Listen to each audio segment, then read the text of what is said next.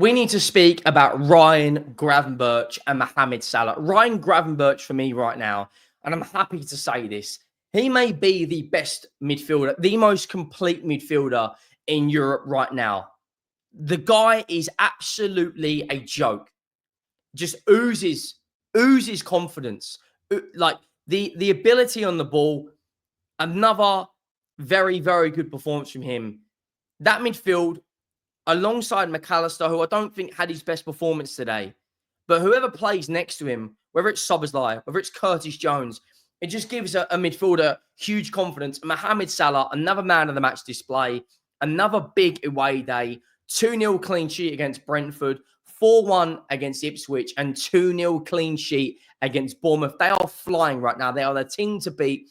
7 out of 8 wins in the Champions League. They are off to a very good start in February. And to be honest, you look at their fixtures they've got coming up. I've said this so many times. I don't want to keep repeating myself, but I guess I am repeating myself. They are the team to beat.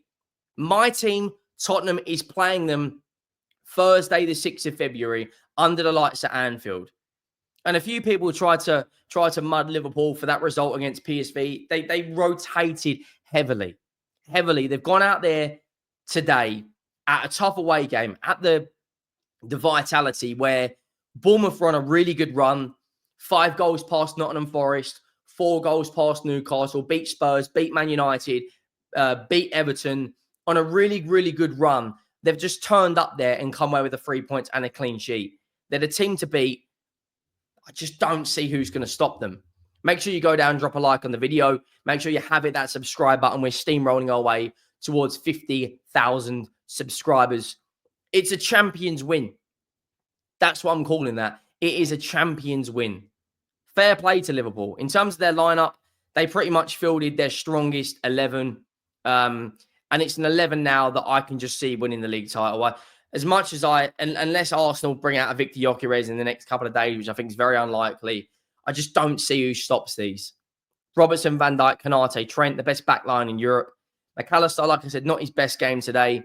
Mohammed Salah, man of the match, closely followed by Gravenburch. Gakpo was good again today. Luis Diaz, another game where not scoring, but fortunately for Luis Diaz, when you've got a front line of Gakpo, who bags a couple against Ipswich, you've got Darwin Núñez, who bags a couple against Brentford, and then Mohammed Salah is back with a brace today. Really, really good team performance. Alisson was good as well. He had to make a couple of decent saves, and they actually go 1-0 up. Now, there was a bit of controversy because in the lead up to the goal, my stream it cut out a number of times. So if I do miss anything, let me know in the comments down below. There was a bit of a controversy decision in the build up to the goal. But, it comes down to it. Mohammed Salah puts the ball on the spot. I think it was Gakpo that won the penalty. And Liverpool, he makes it 1-0 from the spot. His 20th league goal of the season. The best player in Europe at the moment right now, and it's not even close. In terms of Mohammed Salah's stats this season, we're talking Messi numbers. We're talking Lionel Messi numbers. 21 goals and 13 assists. 34 goal contributions in 23 games. 7 goal contributions in 7 in the Champions League and 1 in the League Cup. So that's 11, add 33, is 44 goal contributions this season for Mohammed Salah. It's ridiculous. And it was a higher pressure penalty when you're a tough away game, an in-form side. He steps up and dispatches it comfortably. And they go into the break 1-0. And I speak about this so much, about the importance of the next 15 minutes in the second half. And one thing I will say about Arne Slot is he's not afraid to change things. And he made a number of changes in the second half. Brought on Núñez for Gakpo. Brought on Connor Bradley for Trent. Brought on Curtis Jones for McAllister. Just when you can see vulnerabilities, McAllister gets booked, subs him off. And that's a sign of an intelligent coach. You don't see that enough.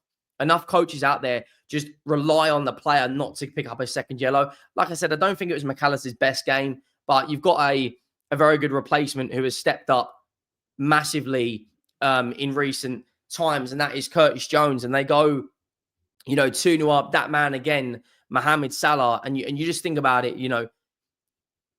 it was a very, very good goal as well. Curtis Jones, the substitute, comes on and actually gets the assist. You know, Jones wins the ball off of Clivert, sets Diaz off down the line, cuts it back to Jones. Jones passes it to Salah on the right-hand side, and he bends it, you know, into the back of the net and gets 21 league goals this season.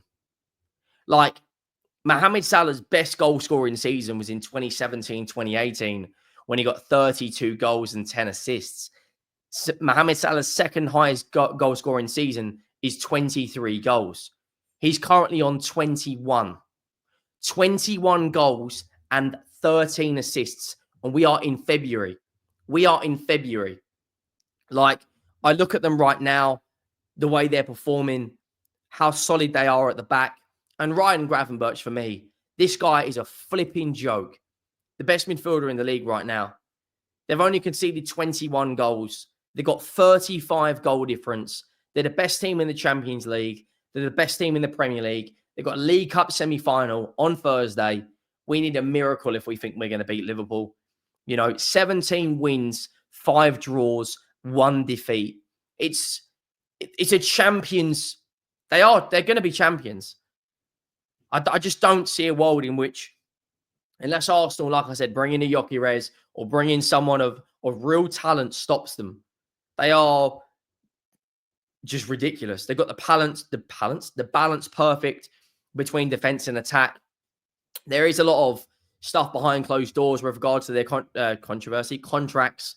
You know, Salah, Van Dijk, and of course Mohammed Salah. But they've extended their unbeaten run in the league to 19 games, winning 14, drawing 5, and they're 14 unbeaten away from home. The last time I think they had a run like this was between January 2019 to February 2020.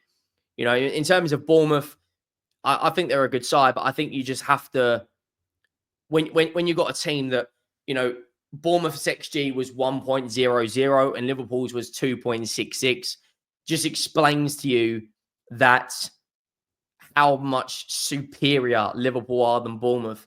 And you're talking about a Bournemouth side right now that could end up in Europe by the end of the season. That, you know, they're currently sitting 7th in terms of the league table. It's another important win. Arsenal have got a massive game tomorrow against Manchester City. Nottingham Forest spanking Brighton 7-0. The Premier League right now is just absolutely relentless. It's incredible right now what we are witnessing. It really, really is. You know, and you look at the fixtures they've got coming up with Everton away Wednesday, the 12th of February is their next league game. In terms of their next 6, the way they're playing, they beat Spurs, they beat Plymouth, they beat Everton, they beat Wolves, they beat City, and they beat Newcastle. And that's not me, you know, glazing for Liverpool. That's just me understanding and seeing a superior side right now. Make sure you hit that subscribe button. Make sure you drop a like, and I will see you in the next one. Thank you for watching.